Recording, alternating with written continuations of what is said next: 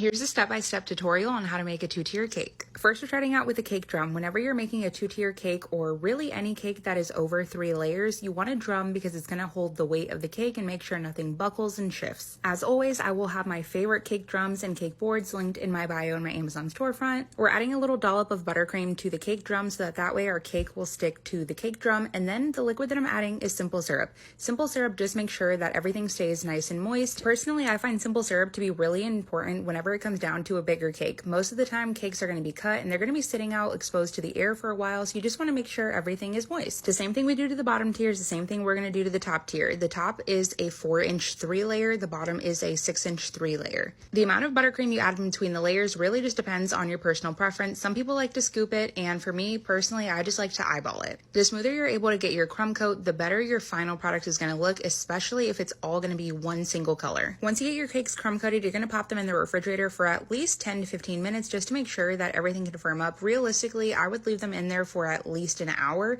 just to make sure that everything is nice and firm. Your buttercream is always going to harden once it gets placed in the refrigerator. That is the way buttercream goes. It goes back to its butter state, if you will. When you're adding your final coat of buttercream, I always like to add significantly more frosting than I think I'm going to need, so that way I can just keep scraping and scraping until I get my desired coat. Then once you have it where you want it, you want to start adding your dowels for your stabilization for your stacking. Per 1 inch, I do 1 skewer, not including the center skewer. So this is going to be a 4-inch cake on top, so I'm doing 4 skewers. For a 4-inch cake, skewers are fine, but for a 6, 8, and anything bigger, I really recommend boba straws. Boba straws just give you a bit more surface area and just make sure that it can really hold up to all of that weight. If you want to do more than 4 skewers, you absolutely can, but definitely not less because you don't want anything to topple over. The way to hide your top tier cake board is to cut your cake board down. So I take a metal skewer and stab it all the way through so that way it becomes kind of a handle for me to hold it. Before I add the skewer and start cutting away the board, I like to place it in the freezer for about 15 minutes to make sure it is nice and rock solid and firm before I start cutting. I just take a pair of scissors and start cutting away at the cake board so that way it's going to blend super seamless whenever we go to stack on top. Because we already added our 4 stabilization rods, then we're going to start with our top center rod. When you add your center dowel, you just want to make sure that it goes through both tiers, so your full top tier and halfway